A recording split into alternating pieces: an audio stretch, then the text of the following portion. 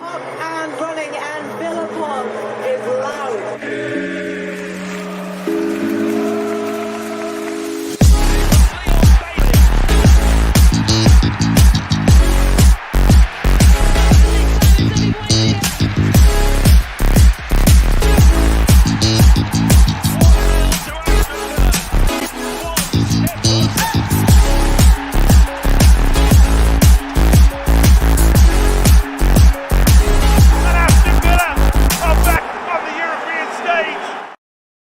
Hello and welcome to the Villa Park podcast. It's me, Rich, and I'm back with Mr. Max Wilkins for our fans forum.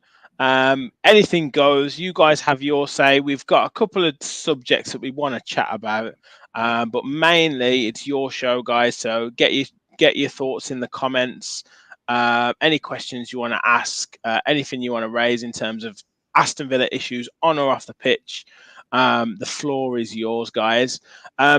Max, how are you doing, mate? It's been a while, when there's no Premier League, it's just there's nothing going on. It's hard, man. Life feels longer, doesn't it? It's only been a week since Villa played. It feels like it's been forever. It does, man. It does. And it's this kind of period now between between the kind of the end of the last game, which was last Sunday, and then this middle bit, this Sunday, Monday, Tuesday, it just seems like when is football going to get? When is, I know we've had some football, but when is Premier League football going to return? It just seems like we're waiting and waiting and waiting. But we're going to chat. We're going to chat that. We're going to go over the Villa's next sort of 5-6 games, see what our thoughts are on points totals, etc., etc. We're going to chat the Villa women's team because I had my thoughts on them. A couple of weeks ago where I gave, a couple of thoughts on what I think is happening there at the moment. I'm not sure everything is quite right in the camp. And then we're going to obviously talk, Nicola Zaniolo and Sandro Tonali and maybe give a little bit on terms of the latest there. We can't really talk too much about it, but we are going to cover it a little bit. I just want I have only got the 2,400 subscribers up, but I assure you we are now at 2,500. I was going to try and quickly download it while I was chatting, but I'll do that in a minute. But 2,500 subscribers, guys. We're actually at like 2,513. We've gone up loads in the last couple of days. So amazing support, guys. Thank you so much for all your support. On the road to 3K. If we can do that, before Christmas would be unreal. But you guys can really help us do that. So make sure you hit the like button, hit the subscribe button if you're new. We've also grown members in the last couple of days. Martin Leonard Senior's joined us. I think Alan's renewed his membership. So if you want to become a member, just $1.99 a month, hit the $ at the bottom and follow the instructions, or hit the join button and become an official Villa Park Pod follower. Comments flying in, guys. So let's get involved. Duncan is in the house. Good evening, Dunk. Manny is in the house. Evening, Manny. Great to have you on board. We're going to get into Zaniolo, Brock, so we'll come to that. Bloom's in the house. Evening, boys. Evening, mate. Rachel. Hello, Rachel. Great to have you on. Gary's in the house. Hi, Gary. What have we got? Manny, good question there. We'll come to that. What else have we got? On the 2.5K. Thank you, Duncan, and thank you for your support, mate. You've been a member. I think you, Rachel, Michael, been members for about 5 months or something. So thank you for all your support, guys. Martin, great to have you in. And Manny, some great questions coming in from you. So we'll get onto that. So let's talk a little bit of Zaniolo. Dunk said Zaniolo is clear. So let's talk a little bit. For me, I did a little show the other day where I kind of talked about it. I didn't want to do straight away, just to kind of see what had come out in terms of any news. And obviously, there's lots of rumor. There was even rumors from Fenerbahce fans saying that we were cancelling his loan. And and obviously you don't know anything until the club releases a statement, which they haven't yet. But I think latest today, I don't know whether you've done any investigation, and it's difficult to understand, like you said, what we said backstage. It's difficult to understand exactly what has gone on. Like I said, there's lots of rumours about apps, betting syndicates, rings, high value betting, poker playing, all this sort of stuff. But the latest report is saying that they are in the clear now. It looks like they haven't done anything. First of all, what do you make of it in terms of, if anything, what do you make of it? Well, in terms of writing about it or anything, I've steered clear just because you never know with these kind of things what the truth or whatever is. I've seen that he wasn't betting on it because originally he was supposed to have been betting on football in games he was on the bench for and stuff like that. But then that changed to that changed to blackjack and card games and stuff like that, and then it became illegal gambling rings. So no, I don't think anyone really knows what's going on. But if Newcastle haven't made a statement, I don't think the Italian national team have made a statement. Villa haven't made a statement, so there might not even be anything in it. You never know with these kind of things, especially today's day and age. Everything can just blow up. It can just blow up within it. And as soon that one story comes out about it, and then an hour later you've got a trend on Twitter, and you've got a whole like Chinese whispers of whatever's happening. So, but if no one's saying anything about it, I don't think there's much to think about it personally. Yeah. KM Gart, who's joined us, said, "Does anyone know what the bet was?" Rachel saying there's poker and blackjack, as we said, on illegal sites. Apparently, that is illegal in Italy. And I think both Tonali and Zaniolo haven't really done anything apart from the poker and blackjack. So, and then, sidelining from the bench is wild. Yeah. Gary said, "Can we trust him moving forward, though?" And also Rub saying there might be more players involved in the coming days. So yeah, I mean, we'll come to that in a second in terms of like the wider discussion on sort of this. I guess this kind of. I mean, it's always been around, like from back in the day, like card schools. Betting on players, like having inside bets between themselves. It's always been around. I guess now it's like, because there's so much money involved, because you can literally bet on any part of a game, anything. It is very, so it's really pernicious in terms of like how it gets involved in the game, and it's inevitable that other players are going to be involved in this. Like, not necessarily this particular thing, but like, as a kind of general rule, players are going to be involved in this type of in these type of investigations. I mean, like you say, it's not surprising that would happen. Yeah, I mean, you look at it now. It's when you, I mean, in the UK anyway. I don't know about other countries. When you sign up to your betting account, you've got to give your name and all that, and then you give bank details, you give your passport or your driving license. So you're known straight away as soon as you start on these kind of things. So, and obviously, but then the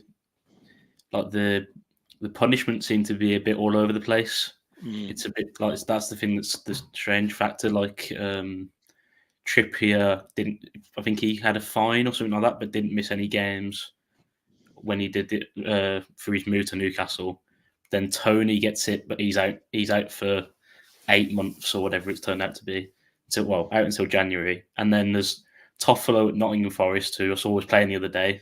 But even though he did it after Tony, I thought, and then he's playing the other day. So I don't really know much about it all, to be honest. I don't know how it works in terms of the differences between individual cases. Normally, whether there's some certain thresholds, or whether there's certain things where you can be directly influenced, or volume, amount of money. I don't know, but it's inevitable that players are going to get involved in this.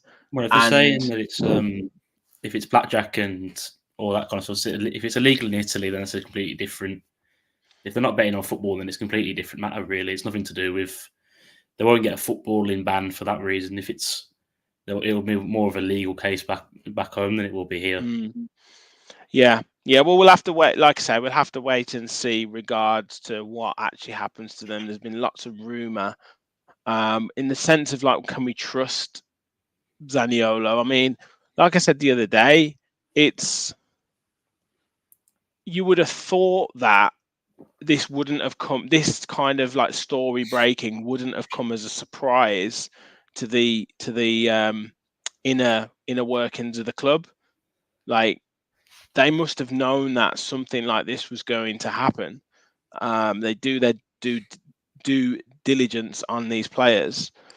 So I wouldn't have thought that it would have been a real surprise. And obviously, we've also got the backup to say, like, look, if it goes any further, if there is any hint of, a suspension or something like that. I mean, most of the time, these investigations, they just drag on, and it just keeps going and going and going. But if there was any hint that that would happen, then we could obviously just cancel the loan and he goes back to Galatasaray. So from a club perspective, yes, it would be disappointing to lose a player. But we're not going to be massively losing out, I suppose. Well, it's not like Newcastle, who've got a potentially £70 million player that could be in the mud. So, worst comes to worst, as you said, he goes back to Galatasaray, and we're done with him. And then, I mean, it's only 2 months till January now, so it's not the worst possible thing. If whatever happens. But as I say, if it's just more of a legal issue then rather than a footballing issue, then I don't see any reason why he'd be affected footballing wise. Yeah. A couple of comments. Michael in the house. Hello, hope everyone is well. Working at the moment, so we'll have to catch up later. Great to have you in, mate. No problem to catch up later. Rub said, if he played blackjack and poker, what do we want to say about trusting him or not? Players are not banned from going to a casino, exactly, but it's not smart to do in what potentially is an illegal betting app. What is an illegal betting app? What does that? Yeah, exactly. Martin says, no smoke without fire. Adamski's in the house. Good day, all. Yeah, great to have you on board. Yeah, but sometimes people scream. Exactly. And there's been so many of these rumors that have come out the last few days that, like you said, Max, nobody from the club, from the Italian FA, from like Newcastle said anything about what's happened. So at the moment, it's just like this is the situation. They got sent back to kind of deal with some questions. That's it. We're just people are just putting 2 and 2 together and getting 50, 58.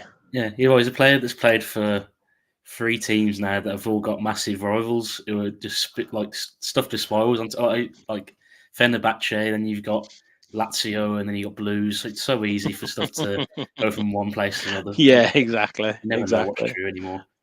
Yeah, exactly. Marine Boy says betting can be an illness just like drugs and alcohol. Exactly, as Paul Merson. Yeah, 100%. And he's spoken openly about some of the issues that he's faced. Feels like ages since there's been a show, says Adamski. Yeah, last live show was last Monday. So yeah, we'll be back with more though this coming week. So don't be a stranger. Don't say if it's not football related, then like Tony, it's not a direct issue. Yeah. Gary says footballers get bored, and if not advised properly, will make these mistakes. Absolutely. And this leads to the wider question that Michael's asking here. Do we need to look at how gambling is pushed on media channels non-stop? And Rachel and Rob certainly say, hypocrisy is there.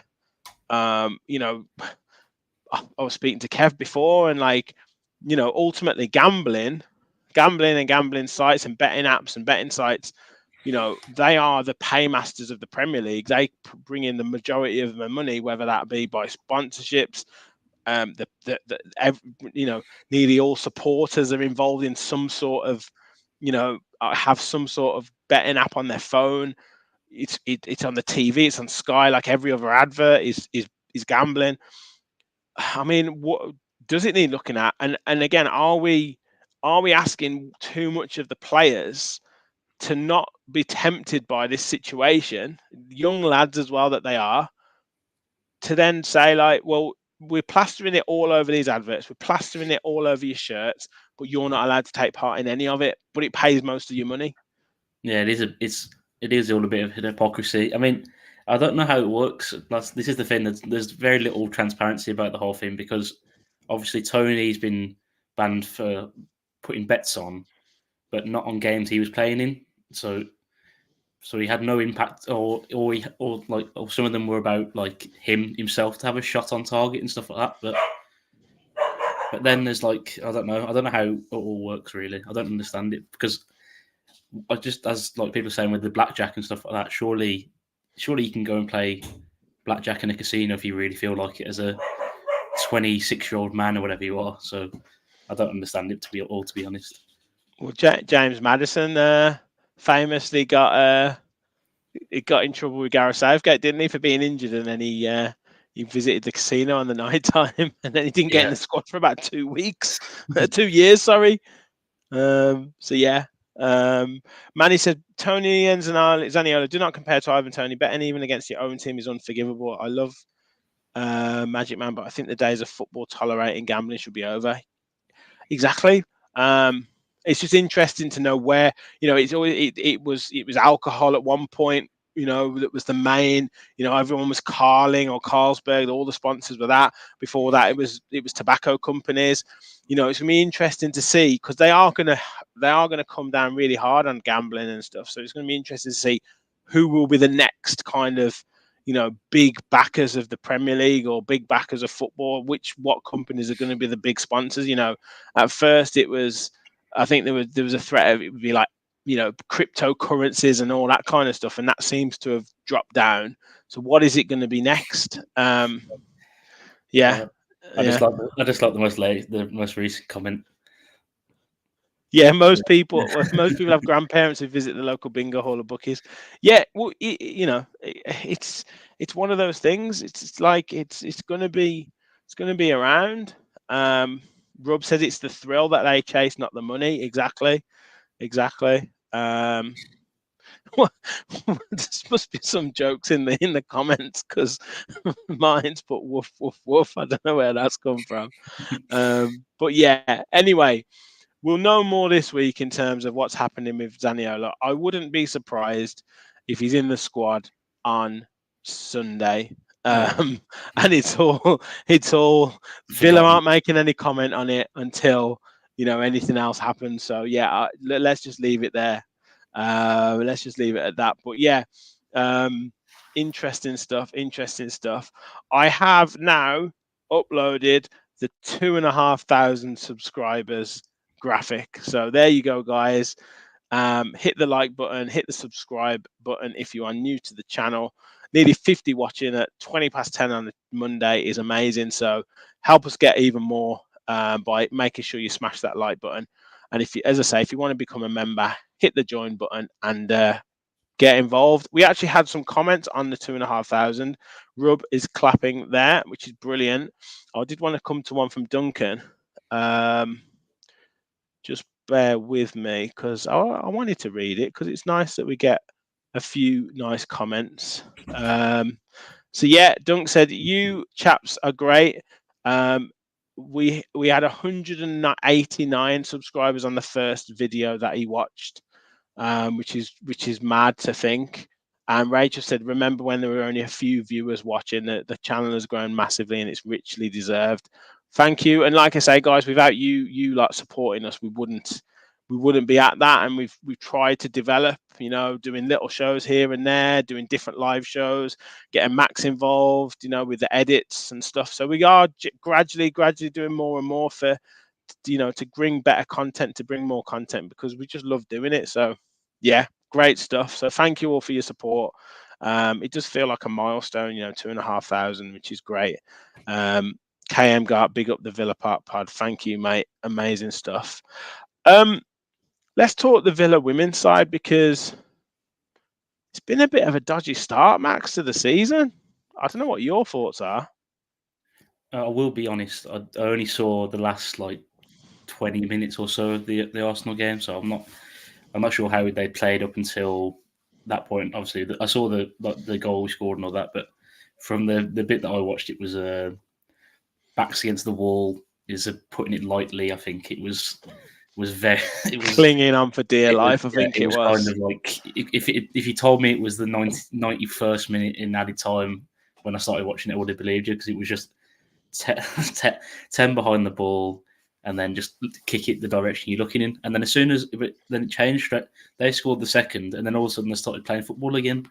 I had brought Lehman on, and I think Jordan Nobbs came on, and it was completely different. They started playing completely differently. So I don't know. I just thought it was far too early to be playing the way they were playing. I just thought like it just invited pressure on. I mean, I think their first goal was a bit lucky, maybe. I don't know. Yeah, Cross was it come shot. McCabe? Yeah. I mean, in general, like in isolation, a 2-1 defeat against Arsenal away from home isn't that bad. But I think when you match it up with the 2 goals, the 2 games previously, and Dunk said, yeah, the Man U match, they were robbed. They should have had a penalty. The player, I think Hansen probably did deserve to get sent off, but yeah, it shouldn't have. They didn't deserve to lose that game. But then the Liverpool game, that's a disappointing one. And then yesterday, I watched most of it, and you just think, like you said, you score after 22 minutes or 23 minutes against a team like, even in any level of football, you just can't withstand that much pressure. You've got to have some sort of attacking impetus. You've got to maintain some sort of threat, and unfortunately, we can't just keep going into these games against these top sides. Because I thought, having finished 5th last season, the thing that disappoints me is having finished 5th last season and go in a position to say, right, let's try and break into that top 4. I know it's very difficult, but I thought this season they'd actually go in and with more positivity and actually give these teams a game. What struck me is I think the team has slightly regressed a little bit, and they seem to be like just dropping deeper and deeper and deeper and just trying to hang on again, like almost like they did maybe 2 seasons ago. So and obviously they're getting more supporters, they're getting more coverage, but in turn that brings a little bit more pressure and it brings a little bit more scrutiny. And yeah, I'm just not sure if they've made the improvements into this season as much as they'd hoped, albeit it is early in the season. But the signs for Villa women's side don't look great. That positivity seems to have lost a little bit from last season. It's been almost as tough as a start to the season as it could have been, and so I agree.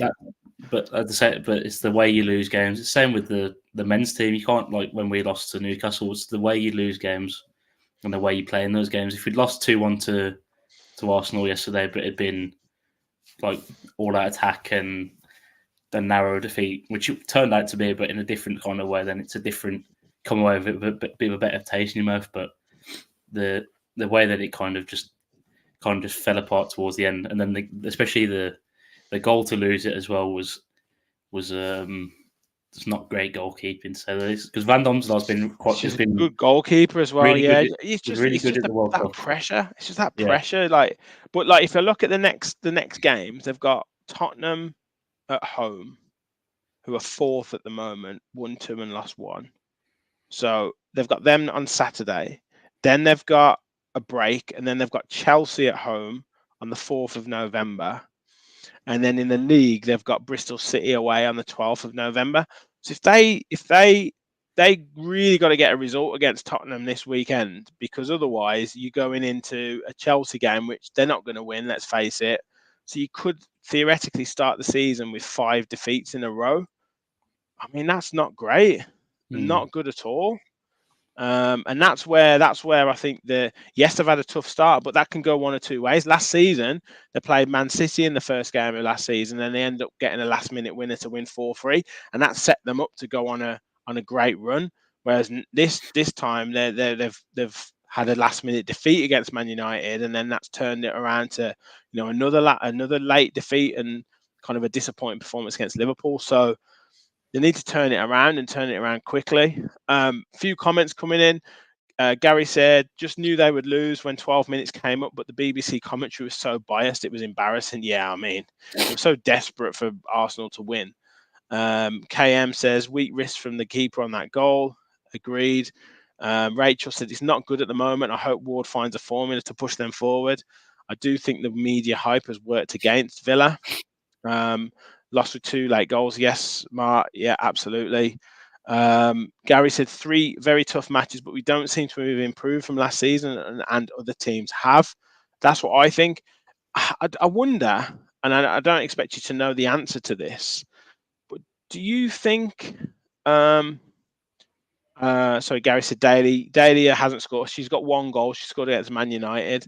Yeah, the women's goalkeeper is great. Yeah, absolutely. Do you think? I know we've signed a better goalkeeper and we've kept Rachel Daly.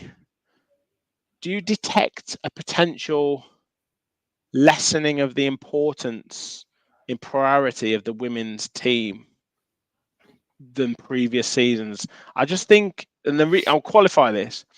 With Perslow, I thought he saw the women's team as an opportunity to kind of get more money into the club, to kind of build the brand out, and then put money into it to back it.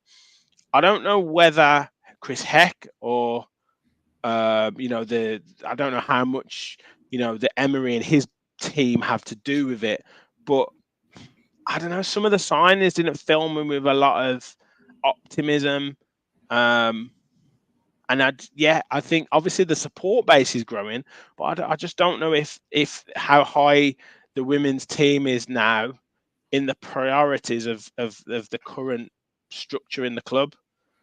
Well, it definitely like improved really quickly on the Perslow because, as I said, I mentioned it a few weeks ago, but it was at Balmy St Michael's around the corner just like a few years ago. I remember going to watch them play Man City. Oh no, it was Man United when Man United's first ever game as their first ever women's team game, and it was at St Michael's, and I think it was 2nd or 3rd division, and then next thing, I think 4 years later, and they're in the WSL, and then finishing 5th last season. It's been a really quick rise, but it's kind of hard to match that because you can't always get better. At some point, you kind of come to the end of that edge of that curve, and you can't always get better. And, I mean, they could finish up like 6th or 7th, and they're only really 2 places below where they finished last season. But exactly, in a league that's so small and so dense, it looks worse than it might.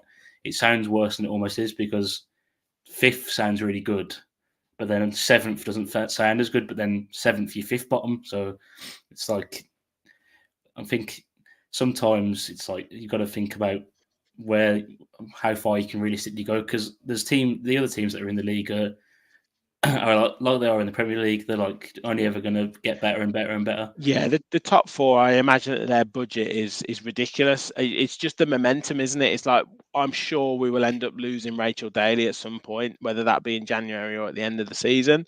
So you lose that type of player, you lose that headline player, and then all of a sudden it affects the other signings that you can bring in. So that's where I'm just slightly concerned. And I don't know whether the signings, yes, Van Domislav, great goalkeeper, and I do like, is it Mailing at right back? I think she's a really good player. And Pacheco, really good player.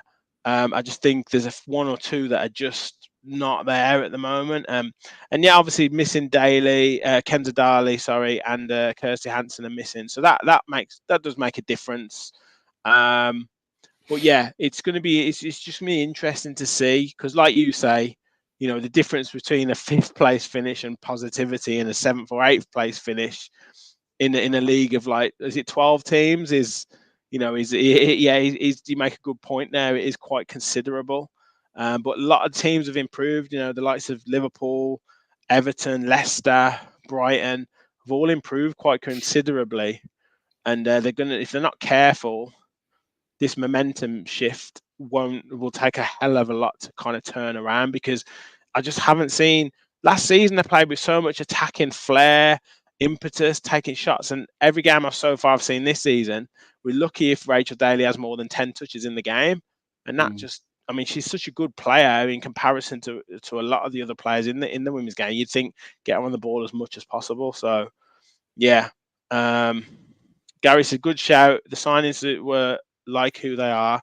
and Alicia seems to be more interested in media stuff. Well, she hasn't really been playing as much, to be fair, Alicia Lehman. I think I agree with that so much.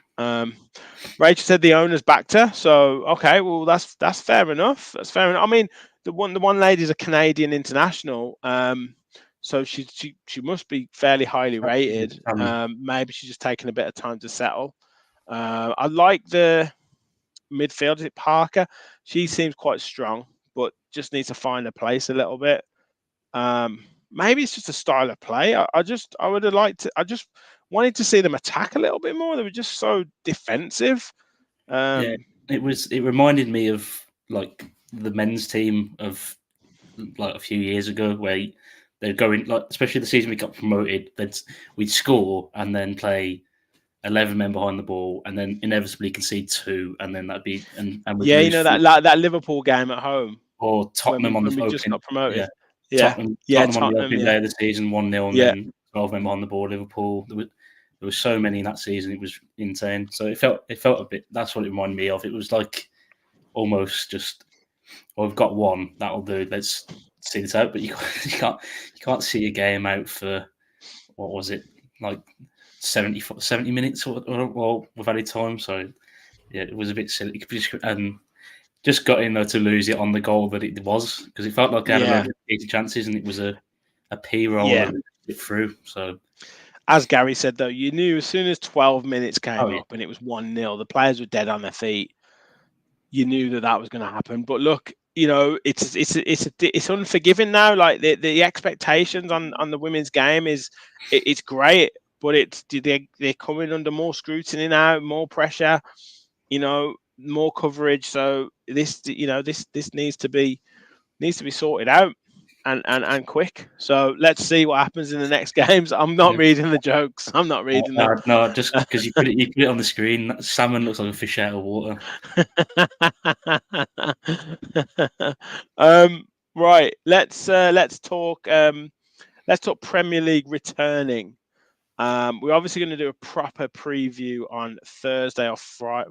Well, it's Sunday game, isn't it? Maybe Friday. I'm not sure. We'll check. Make sure you got the notifications on, guys, so you know when we're doing the show. But yeah, Premier League returns on Sunday. Villa at Villa Park against West Ham. If I have a look at the next sort of 5 games in the Premier League, we have West Ham and Luton at home, Nottingham Forest away, Fulham at home, and then Tottenham away. So, regards to that, we've got 3 home games in that time period and 2 away games. What are you thinking in terms of that opportunity? Well, I mean, it's weird to think because we've played we've lost in the Conference League and the Carabao Cup in the last month. It feels like we've lost quite a few games, but we haven't actually lost in the league since Liverpool, which seems like a strange thing to say. If consider we've drawing last week, but other than that, we'd won 3 on the bounce, I think. Yeah. So I mean, we're in good form. I think West Ham they're a good team, and they're always especially it's David Moyes. They're a well-drilled team. I mean, they always seem to win at Villa Park at the minute as well.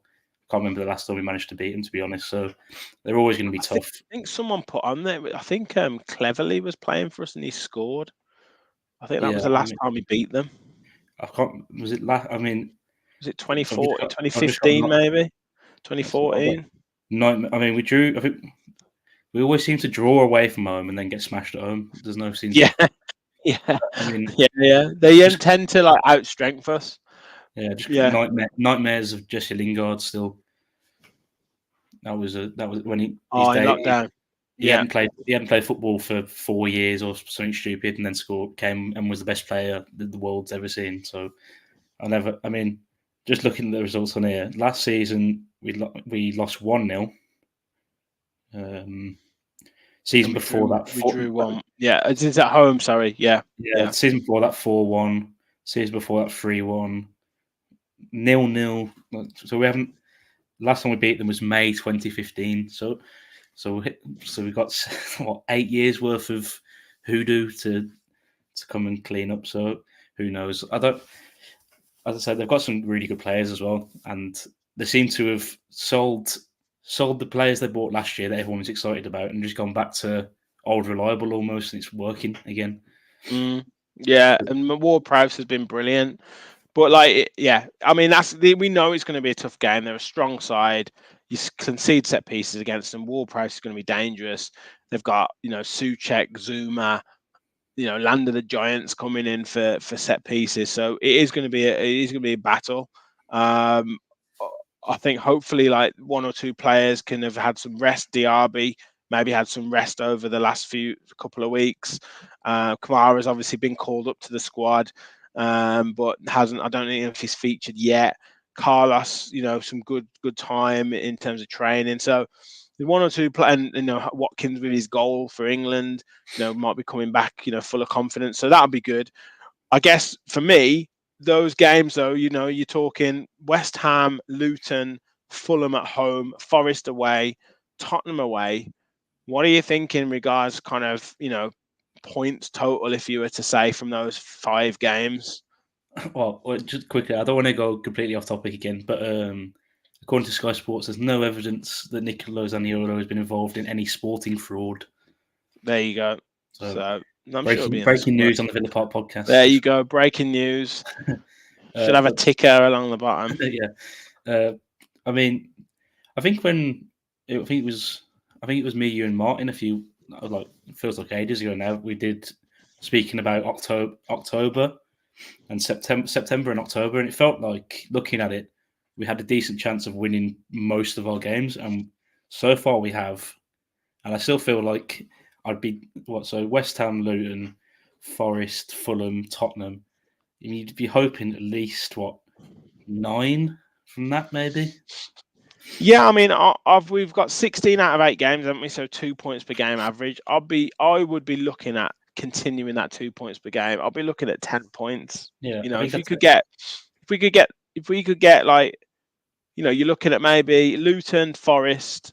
Forest is always a tough game away from home, but let's say Luton, Forest, Fulham wins, and then a draw out of West Ham and Tottenham, and that puts us on 10 points. You're going to lose one, just settle for maybe getting beat at Spurs, although we had a great result there last season. And I think for all of Spurs kind of plaudits with Ange, who's done really well, they've had some difficult matches. They controlled the game against Luton, but they weren't brilliant. They could have got beat against Sheffield United. Obviously had the situation against Liverpool, which is fortuitous. So, there's moments in games that seem to be going their way. And also, we're saying this, we could lose to Luton or something like that, and then go and beat Tottenham away. So, I would look at around 10 points for me. That would be a kind of a decent return, and keep at that 2 points per game. I mean, this won't turn out to be completely wrong, but I just see Tottenham are very almost the opposite of what Everton are at the minute in terms of Tottenham are overperforming what the stats are saying they should be, in terms of they should be losing. They probably should have lost the Luton game, but then they've come away with a win. Probably should have lost against Sheffield United, or at least a draw. And there's Everton, who probably should have, I think on stats should be about 9th or something like that. So at some point things do cancel themselves out almost, and they will.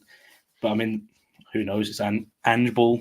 They just seem to be an unstoppable force at the minute. So yeah, who knows? I mean, you've got to be beating Luton and Fulham at home, haven't you? You got to be beating them. I'd take a point. I'd take a point against West Ham. I'd probably take a point. Definitely take a point at Tottenham if they're in the same form as they are now.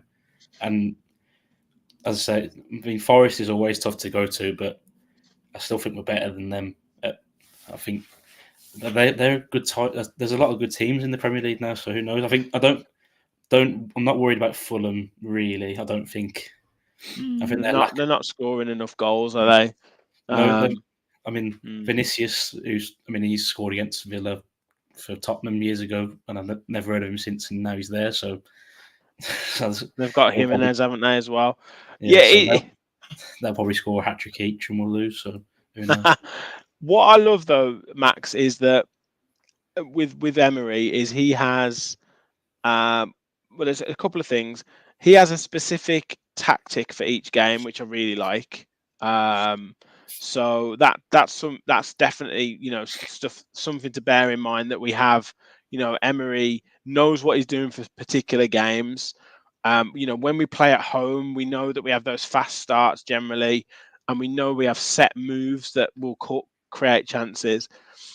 So that's a really good point. The next point, though, is obviously the Europa Conference League and how that is going to impact. You know, I think the Premier League still has to come as the priority, but you know, I guess AZ Alkmaar double header. If we can come out of those two with 4 points, I think that would give us a real kind of shot in the arm to make sure we qualify out the group as well. Yeah, I mean, the away trips seem to be the ones that I'm just worried about now. After the first game, it felt like we didn't turn up for the atmosphere. We didn't almost expect the atmosphere that we came into, kind of thing, against Warsaw. So that I'm kind of a bit worried about that game. But I think all the home games I expect us to win. To be honest, I don't see a world where Emery lets us slip in those games again, like the Everton game. I think after the 2 losses, I think he's and then the performance in the first half against Zarinsky, I don't think he's going to stand for any more poor performances in these cup competitions. But I mean, in my mind, I don't know why. I don't know players can't play every minute of every game every week, but I don't know why we have to rotate so much. I just think that surely certain players can play just every week and just come off earlier in other games and stuff like Douglas Luiz is about as important a player at the minute for us as there is. You can't and Matty Cash as well, although he might not be the best player in our team or whatever, but in terms of gives us a lot of energy, doesn't he? In terms of the drop off from having Matty Cash right back to having Concert or having Chambers there, the drop off's huge. There's certain players you just have to be playing, I think. And then let's say you come into we play West Ham, they'd have to play there. I'd have to play them at Alkmaar as well. And then let's say you're winning in Alkmaar or you're winning at Luton, they just can come off. I think it's just got to be more clever. I think you can't just play worse players just for the sake of it sometimes. Yeah. Well, there's 2 arguments, isn't it? It's like, you know, the likes of a Longley or a Tielemans is if you're going to play them, you got to play them in a game where they're going to, you know, get 90 minutes under their belt to kind of play themselves into form. But yes, at the same time, you want to make sure you're putting your best foot forward to be winning these games, because Alkmaar's a really important game because we've obviously got the last minute winner against Zrinski. You got to keep that momentum going in that competition. You all of a sudden you've got a point away from home, or even better 3 points away from home, puts you in a really good position in the group. And then a home game for your 4th game, win that, and you're almost home and dry, particularly if you've got 2 wins. So yeah, it's a big period for us. I think 10 points out of those 5 league games, I think I would certainly take, and 4 to 6 points, obviously, out of the 2 Conference League games. Gary said it'll be a draw for West Ham. Dunk said West Ham, proper bogey. Their bogey side, their away win last season was their only one till late in the season. Absolutely. Ward-Prowse was a fantastic signing for them, says Gary. Rob says, hope Ward-Prowse doesn't score one of his free kicks against us, nor me. Dunk said he was wrong on Ward-Prowse. I didn't rate him, but he's done so well. Wish we'd have signed him over Tielemans. I had this conversation in the WhatsApp not too long ago. I still don't think we should have signed him. I still don't think. Maybe, I think as for good me, as he's not the type of midfielder we needed, but yeah, I think as good as he's been for West Ham, he's ideal for West Ham. I think he would have been wasted. I just don't think especially we play basically a 2-man midfield and then almost 2 attacking midfielders, and he's neither of them. He's not a holding, but he's also not going to get up and down the pitch either. I think as poor as he's probably been, Tielemans is probably still the right option for me. Yeah. Stephen said Ward-Prowse always scores against us, and then put him in the West Ham team. Yeah, exactly. KM Gart, big up the Postecoglou. Dunk says reckons we'll beat Tottenham. Rachel, Andrew's doing a great job. He is doing a good job. He seems like the right fit for the right club. Dunk said they struggle against wide pace like Brighton. Interesting. Gary said Alkmaar will be tough. They've won 7 and drawn 1 in the league, and they're second. Very interesting. Very interesting. Rob said maybe we need to make allegations that Ward-Prowse, Bowen, and Kudus have been betting on sport on the Italian illegal app. That would just buy us enough time to avoid them. Absolutely. In terms of the injury, in terms of the rotation, Rachel said, I think it's just we're needing to rotate to keep injuries at bay. At the minute, our luckiest players are getting injured, but they are long term. We can't afford to lose Louise or Conta to a long-term injury. Absolutely. Dunk said have to rotate the squad for Euro fixtures.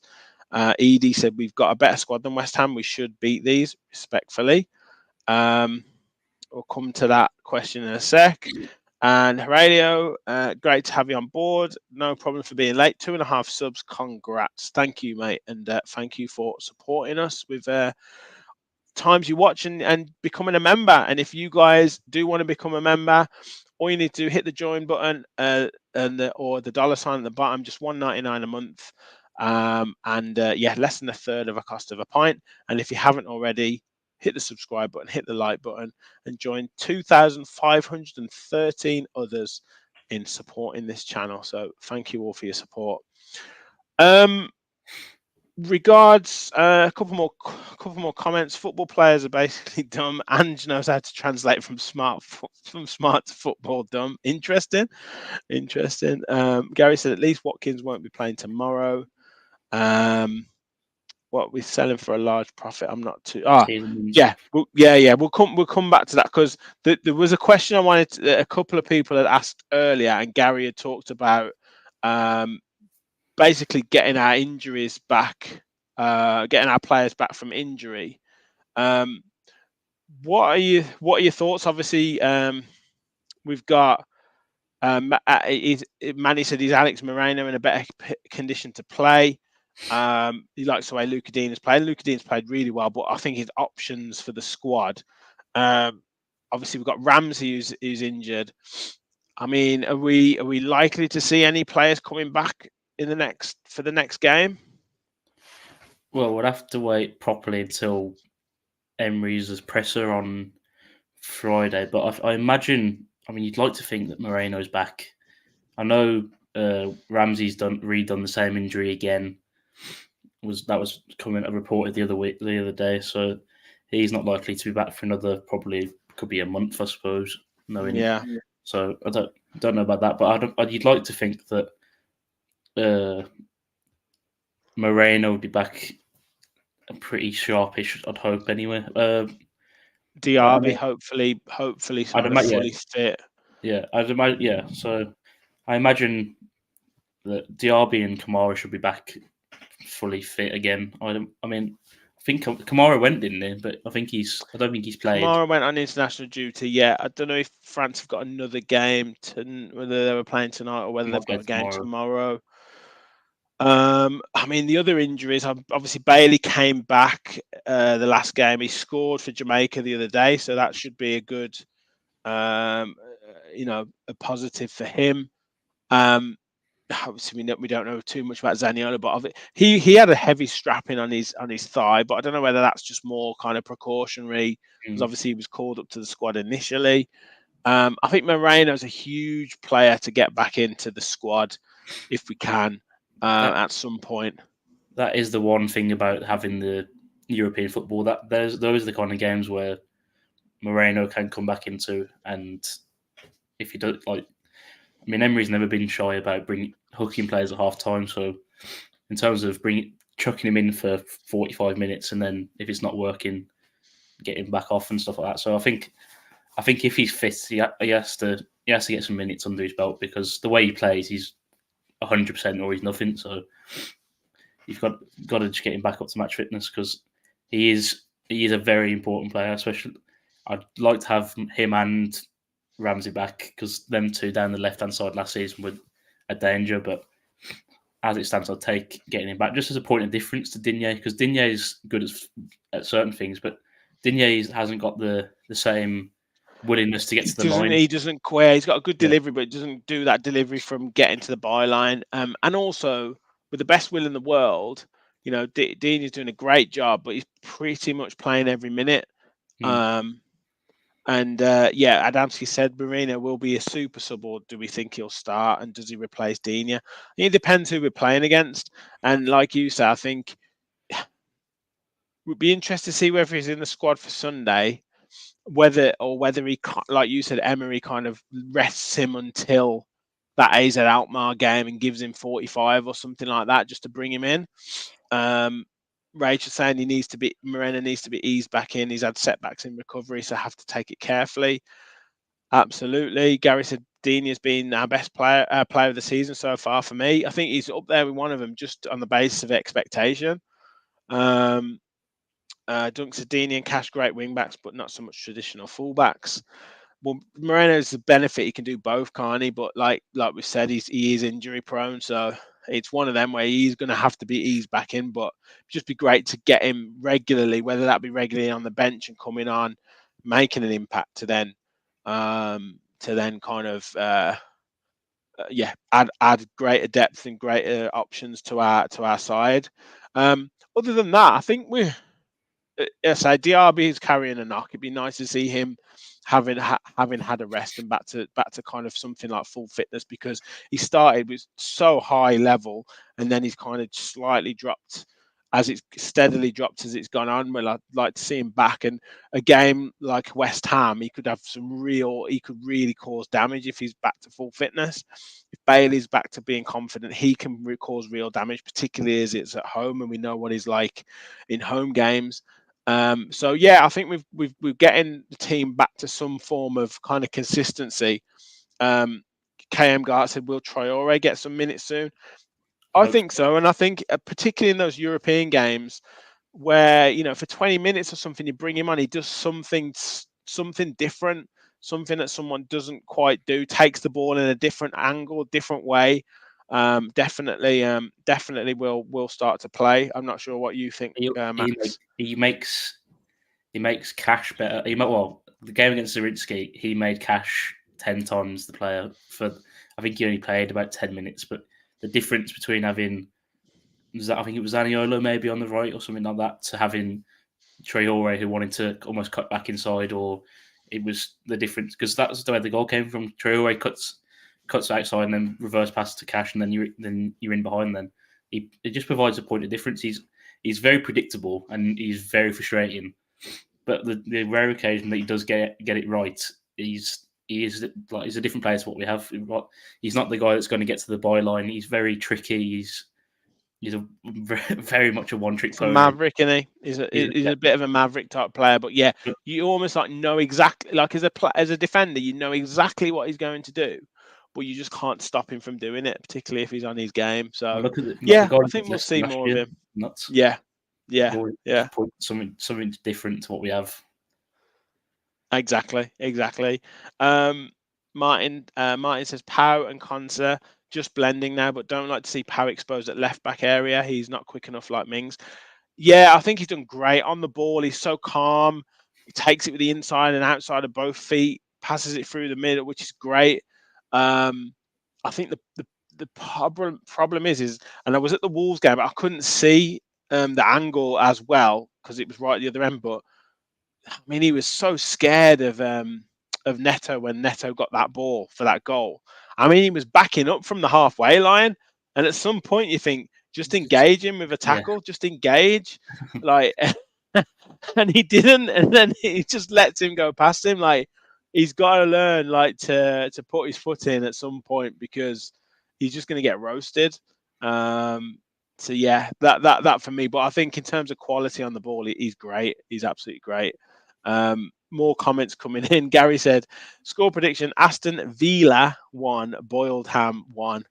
Gary, no, not having that one yet, mate. Not having that one. Adamski said Moreno is a more complete left-sided player, can defend, create, and go forward and cross, just not free kick taker. Yeah. What have we got? Martin said Traore made a difference. Spengden says Bailey needs more mins in the Prem to cook. Yeah, I agree. Hopefully he'll be playing later, but playing on Sunday. Is Mings or Buendia out for the season? I think so. We don't really know. Like, haven't really seen any pictures of Mings in training. Seen a few pictures of Buendia. Maybe that, I don't know if that's indicating that Buendia's got more of a chance of coming back. I'm not sure, but I would be surprised if we see them any time before April. I think April at the earliest, at the very, very earliest. Dale said, late as ever. We'll listen to the full show at work tomorrow. Good man. Great to have you on board anyway. Aurelio Neto's a beast. Can't blame him for that. Yeah, he's a great player, and we're apparently interested in him. So that'd be good. Rub said, I hope we get some more physical and solid left back and right back, mainly left. Ray just said Mings is definitely out for the season. Buendia has a chance to be back this season. I think that's what the impression that I get. Parry's just not a Norman Hunter type. No, I don't think there are many anymore, Gary, to be fair. Right, what else have we got? What other questions have we got? A few on so another question on Matt from Manny and a couple of others. Any thoughts on revamping the squad in January? A few outgoings might be in order so that you can get a few new ones in. He's an Arsenal fan, but love to see you do great things this season. Well, according to some reports, Ollie Watkins is wanted by Arsenal. Duncan said Phillips and Grealish in January? ? No. And Kay said, how much do we think Watkins was in Jack's ear during the international break about a Villa return? No. Do we think he would return? So, a couple of questions there, Max.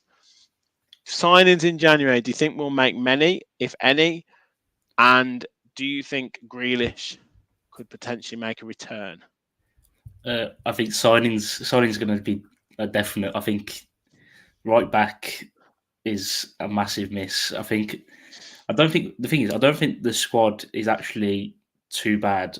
I think we're just lacking depth in certain places. We've got tons of depth in some places and none in others. So it's a bit just like centre back, we've got loads, but then right back, we've got none. I don't think we need another left back because we've already got two. Unless Digne leaves, I don't see us signing another left back. We're stacked going forward, other than maybe another striker. But then the problem is with that, I don't know where that leaves. Maybe. Yeah, I just don't see where that leaves Duran if you sign another striker, and then I don't know where that leaves someone like Bailey if you sign another winger kind of thing. So it's all about balance because you don't want to kind of throw the balance off in the middle of the season. I mean, I did two pieces today on transfers because international break's the most boring thing on the planet to try and find stories on, and I looked at Wan-Bissaka, which I don't know if we'd even be able to. I mean, test United's resolve, I suppose. I don't know if we'd ever be able to sign him, but I feel like he'd just be one of like the most perfect signings for the system Emery wants to play, especially if it's Moreno one side and Wan-Bissaka the other side.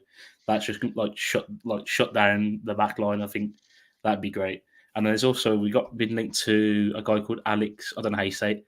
Alex Baena. Yeah. from I covered him the other day. Someone else has said, Adamski said Baena seems to be like a Buendia replacement. Yeah, considering I've never watched him play in my life and I'd never heard of him until this afternoon, I'd be very excited if we signed him just based on looking at his stats and YouTube.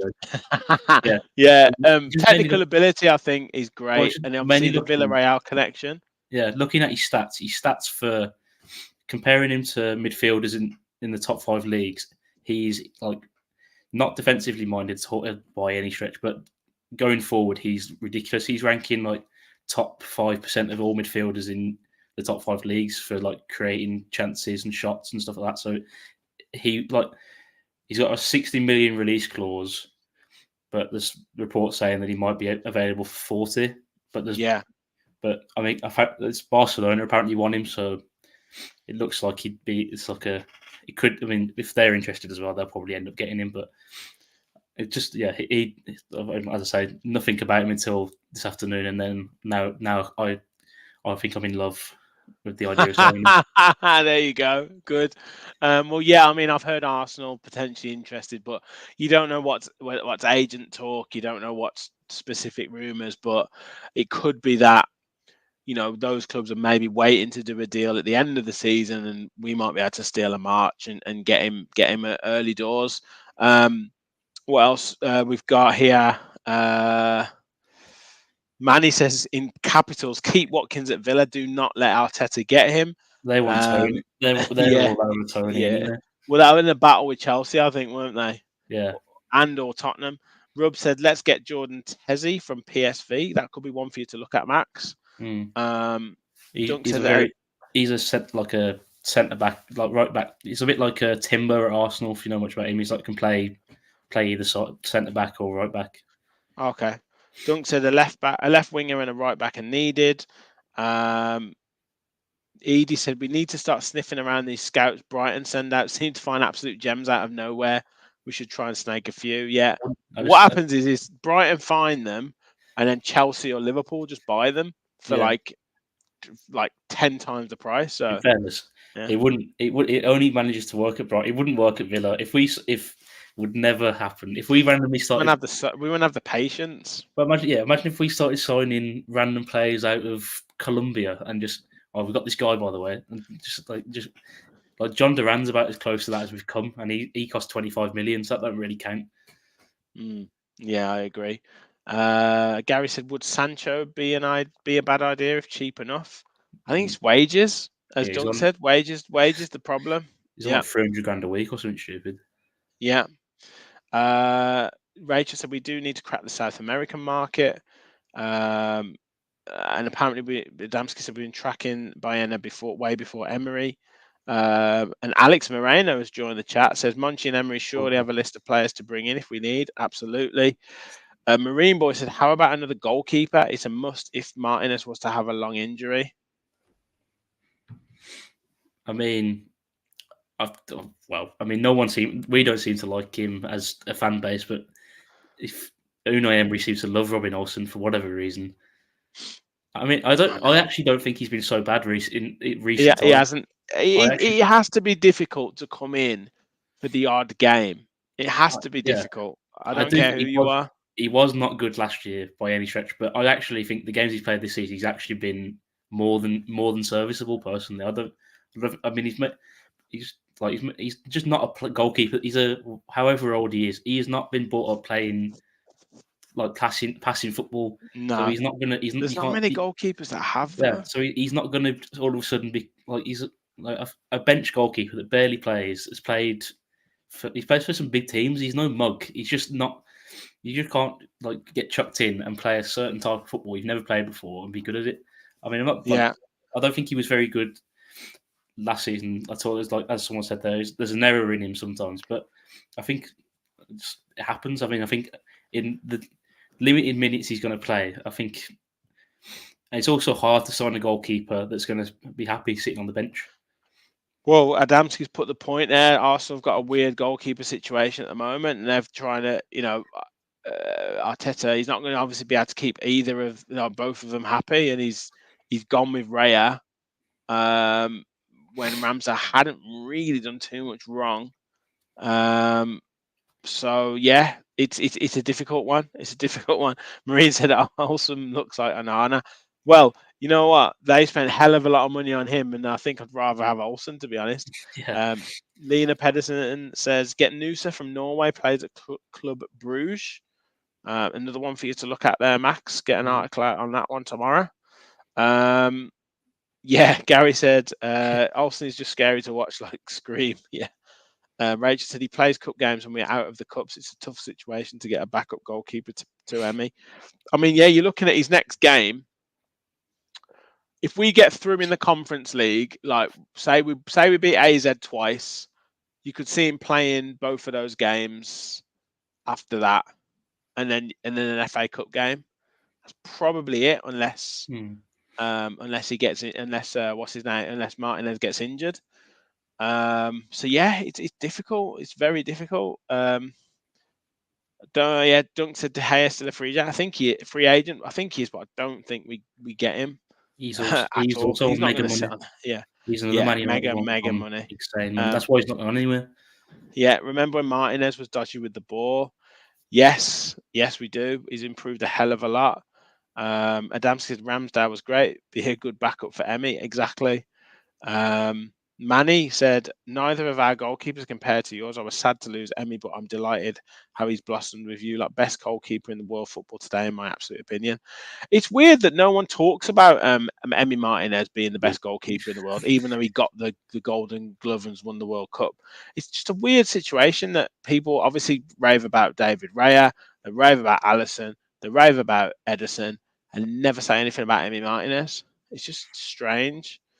Yeah, Obviously, no one said anything about Villa players, so he's no one said anything about Douglas Luiz, being one of the best centre midfielders in the Premier League. Yeah, I could argue all day about Villa players because they're just no one seems to know anything about. It's the weird. We've gone from what's the season when we had Barkley and Grealish, and that's it. The 7-2 season that year, the start of that year, it felt like we'd found a point where we were getting raved about in the media for a few months, and then then that went away completely, and then we're just because trying to explain to like mates, I've got mates like Chelsea and like Arsenal fans, and they just have no idea who like most people don't even know who Douglas Luiz is half the time. Yeah, that could be a reason.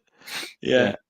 He's almost. Yeah, it's just mad. Like, we've got Diaby, one of the most exciting signings, and people talked about him.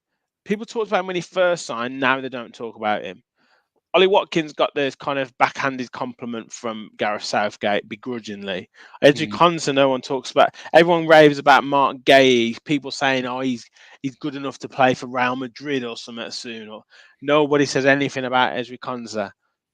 Obviously, I've just talked about Emmy Martinez there. Douglas Luiz just gets nothing, and he's scored like that. Bruno Guimaraes is an excellent footballer. Don't get me wrong, but why aren't we talking about Douglas Luiz? 3 goals this season, assists, tackles, dominating games, nothing. And then we're 5th in the league. We're 5th in the league, and literally nobody has mentioned it. Nothing. People still talk about Man United in 10th. Yeah. People still talking about Newcastle in 8th. Yeah, Sammy put that list in the WhatsApp that was about like betting odds to win the league, whatever it was, and it was like, and it had like Chelsea, Villa weren't anywhere to see, but it had Brighton and Newcastle.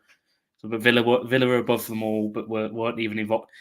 It was like a top 10 most likely to win the Premier League, and Villa weren't on there. I don't think we will. That's absolutely. I don't think we have a chance. It's not the point. But it's it's the idea that it's not even. I mean, I don't think I mind because I think it kind of.